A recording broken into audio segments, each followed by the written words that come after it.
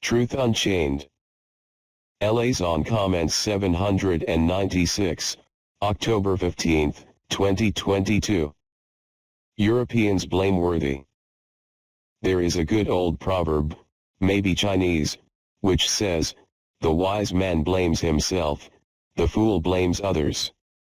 Not those others are never to blame, but that once I recognize that some blame belongs somewhere, I may myself be able to do at least something about it, whereas often I risk being to get those that I want to blame to do anything about it.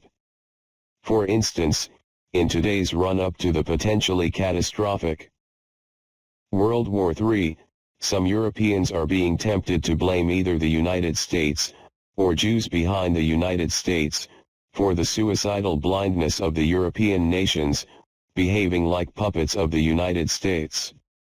But in a higher perspective, Europeans would be wiser to blame themselves. For it is true that Jews exert enormous power in the United States, so that it is reported that 4 out of 5 members of the cabinet by which President Biden governs the country are Jews, no doubt one reason for his earning the nickname of President Biden Stein. But who was responsible for electing President Biden, or at least for not rising up against the utter falsehood of his election in 2020, if not the American people as a whole? And if then Europeans want to blame Americans as a whole, who are Americans if not, centrally, the descendants of Europeans who emigrated from the Reformation onwards across the Atlantic? To the question of who is the central person in the history of the USA, is not Charles Coulombe's answer, surprising at first view, of an Englishman, King Henry VIII, in fact very reasonable? Coulombe called his History of the United States Puritans Progress. Religion is decisive. Closer to our own time, who, if not a European, signed the Baldwin Declaration to promise to the Jews the Holy Land, if they would bring the USA into World War I on the side of England and France? And who, if not Europeans, to achieve the same purpose, arranged the trickery of the torpedoing of the Lusitania?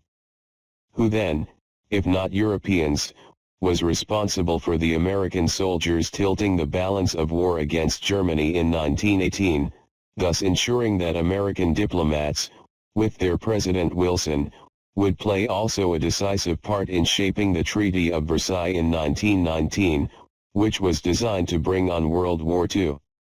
And when it duly broke out in 1939, to resist the military might of a revived Germany, what was the great hope of Europe overwhelmed if not to bring once more the United States to their aid, which President Roosevelt achieved by the trickery of Pearl Harbor in 1941.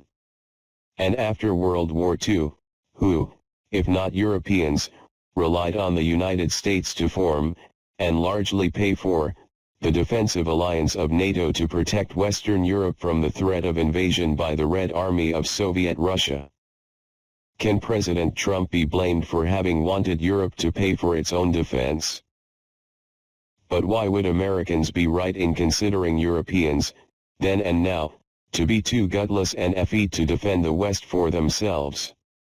Because, as Hilaire Belloc said, the faith is Europe, and Europe is the faith.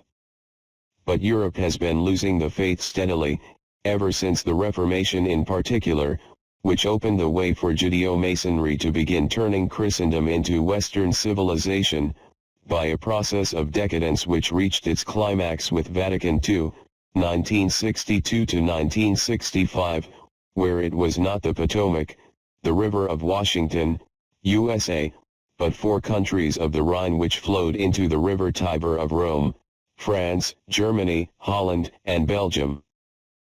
For, once again, Europeans may well accuse Vatican II of having Americanized the Church, and there is substance to the accusation, but while American cardinals and bishops at the council vigorously promoted the adoption by the Catholic Church of their own country's ideal of religious liberty, they had not the majority of votes on the floor of the council. Who did have? Frenchmen, Germans, Dutchmen, and Belgians.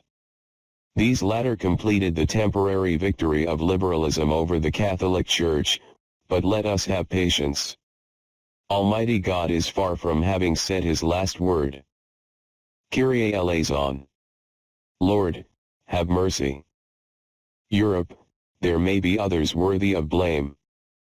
But to yourself look firstly, in God's name.